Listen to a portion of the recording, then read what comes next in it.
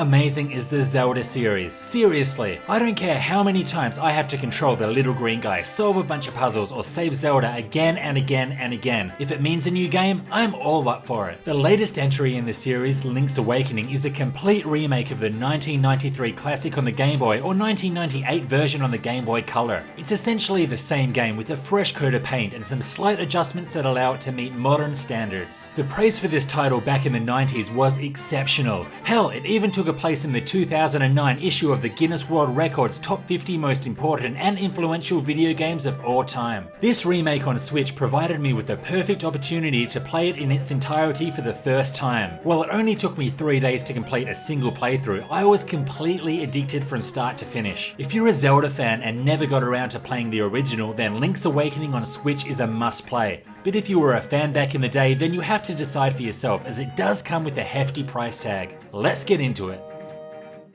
Link's Awakening does things a little bit differently. There's no Zelda, no Hyrule, no Triforce, no Ganon. This time the game begins with Link capsizing at sea and washing up on Koholint Island. The island is home to some villagers and loads of monsters, most of which are too cute to want to slaughter with your trusty blade. Koholint Island is guarded by a whale-like creature that they call the Windfish, and the only way that Link can escape from the island is through waking it up. To do this, Link must travel through a load of dungeons and collect 8 special musical instruments. And that's just about it. The simple story has a couple of surprises, but generally involves being guided by an owl and travelling from dungeon to dungeon collecting these instruments.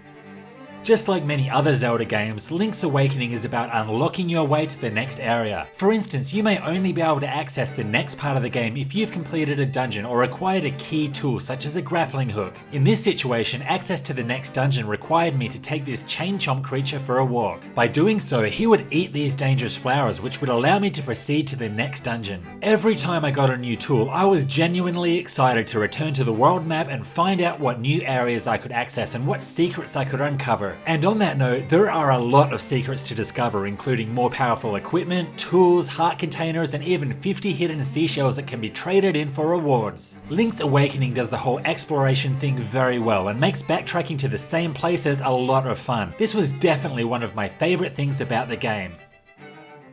Link's Awakening looks sensational. I am a huge fan of this cutesy graphical style, and I think it's a perfect update to retain the original style. There are no screen transitions from one area to another this time. Instead, the entire world is fully connected, and this adds greatly to the immersion in my opinion. You'll also notice that there's a blurring effect on the sides of the screen, which I'm assuming is supposed to direct your attention on Link. For the first hour or so, this was noticeable and a bit strange, but it didn't take long for me to completely forget that it was there, so I guess it did its job. There's also been a bit of criticism out there regarding the frame rate drops when there's a lot going on screen. This only happened in a few areas, and while it was noticeable, I didn't think it was as bad as others make it out to be. The soundtrack also works well with this style of game and did its job in recreating some of those catchy tunes of the past. Sometimes there's complete orchestral remakes, and sometimes they're made of animal sounds. Whatever the case, it sounds good.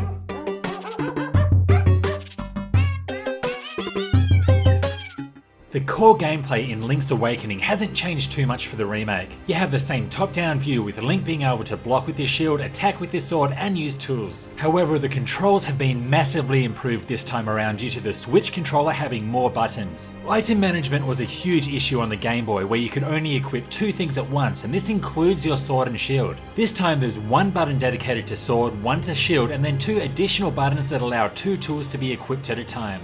This makes the game run much more fluidly, as there is significantly less time spent in the menus. The 8 dungeons that you need to work through slowly increase in size and difficulty, and for the most part I thought that this was well done. Solving most of the puzzles are fairly easy, and I managed to get through most sections without being stuck for too long. Each dungeon also concludes with a boss fight, and this was probably the most disappointing aspect of the game for me. Each boss requires a specific strategy to defeat. For instance, this one requires you to dodge its fireballs and then throw the vase into the wall. Working out how to actually damage a boss will take a bit of experimentation and perhaps result in some deaths, but once you work it out, you should always be able to win without taking much, if any, damage at all. The issue here is that the bosses become too predictable and they don't ever change their attack patterns. They are way too easy and I really wanted some more complexity and variation. The exception here is the final boss, who has many different attack patterns and put up a bit of a fight. More like this one would have been good. But in the end, I feel that if I did play the game again, I'd be able to defeat most of the bosses without taking any damage at all. I guess this is where hero mode comes in, where enemies will deal more damage and there are no random heart drops. Yep, this one would make dungeon crawling a lot more difficult.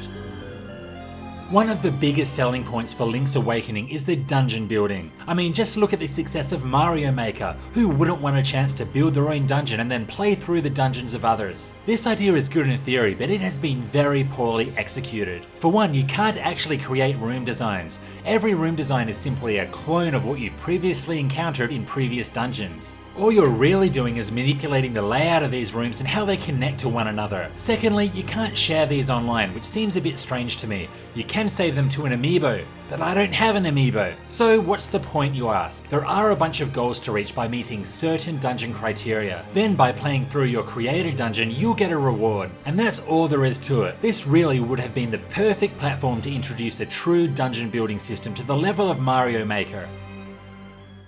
Link's Awakening, what an awesome remake. I feel that it did everything it possibly could to recreate the original to today's modern standards. It looks amazing, it sounds amazing, and most importantly, it plays amazing. Despite only being set on a small island, the most fun for me came through exploring the world, working through the dungeons and finding the many secrets hidden on the island. I just wish that some of the bosses could have had more depth, as once I worked out how to damage them, they were a pushover. The dungeon builder was the only other thing that didn't meet my expectations due to not actually being able to design the dungeon itself. But at the end of the day, Link's Awakening really is an amazing experience which had me completely addicted through the entire 15-hour journey. But on that note, full price for a remake? I mean, Breath of the Wild is the same price and that game is massive. It was definitely worth it for me as I've never played the original, but I wouldn't blame you if you weren't prepared to fork out the cash for something you've already played. What did you think of Link's Awakening? Let me know in the comments. This was Hellfire RPGs. Thanks for watching. If you liked this, stay tuned for more RPG content coming soon. See you next time.